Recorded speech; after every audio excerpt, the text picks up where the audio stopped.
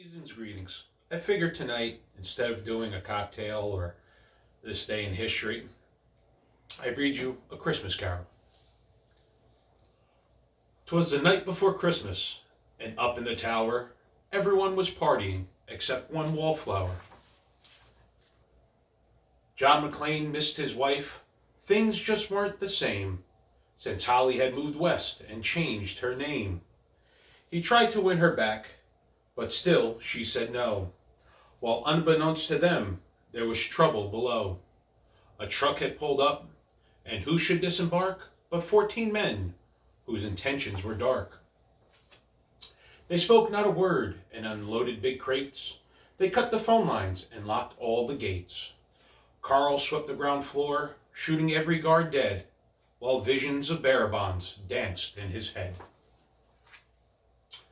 John took off his shoes, making fists with his toes. It actually worked. Well, what do you know? When out in the lobby, there rose such a clatter, he sprung to the door to see what was the matter. What to his wondering eyes should appear, holy crap, there are terrorists here. John hid under the table, where no one can see, and watched Hans question Mr. Takagi. I'm going to count to 3. There will not be a 4. Give me the codes to open the vault door.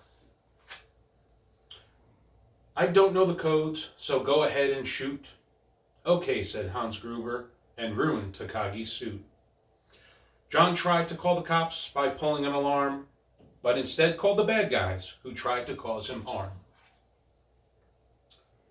But John killed Tony, who had very small feet, and set him to his terrorist friends as a Yuletide treat. He put on a Santa hat on the German, and eyes all aglow wrote, "Now I have a machine gun. Ho, ho, ho." Carl was furious.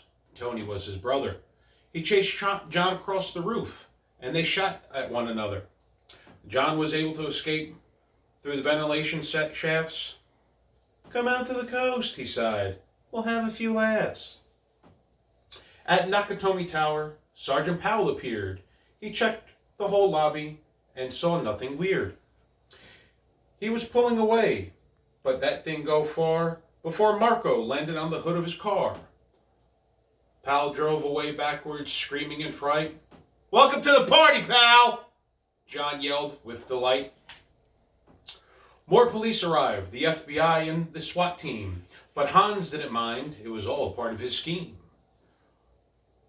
More rapid than eagles, his henchmen, they came, and he radioed and shouted and called them each by name.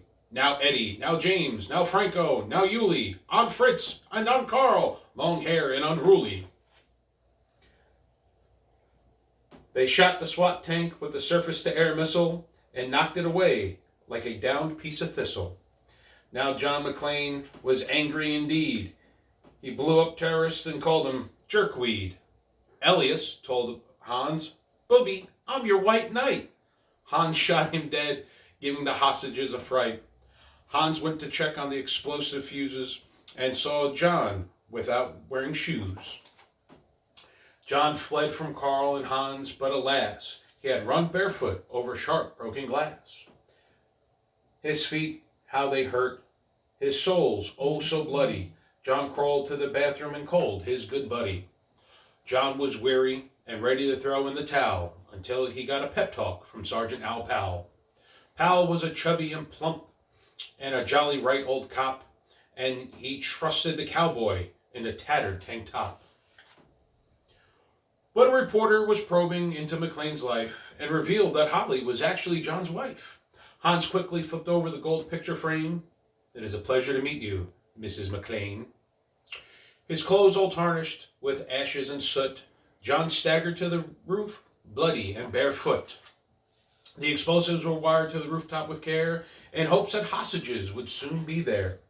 John warned everyone the roof was ready to blow, as the choppers strafed him with high-powered ammo. Around his wrist he tied a fire hose, and screaming an oath, jumped into the night. He dangled in the air and gritted his teeth, while flames encircled the tower like a wreath. Fiercely fighting his way back inside, John yelled out, "Hans!" And he was done trying to hide. He limped to the vault like an old man on crutches, only to find Holly in his filthy clutches. John dropped his gun, put his hands on his head, and it seemed that he and Holly would soon be dead. But with a secret gun taped to his back, John shot Hans in a surprise attack. Hans fell out the window, still holding Holly's arm, and slowly, deliberately raised his firearm. The tenacious villain held on by his nails till John unhooked Holly's watch and said, "Happy trails." Bearer bonds floated like fresh fallen snow as Holly embraced her blood-spattered bow. So Merry Christmas to all, and to be kind to one another. And most important of all, yippee-ki-yay, motherfucker.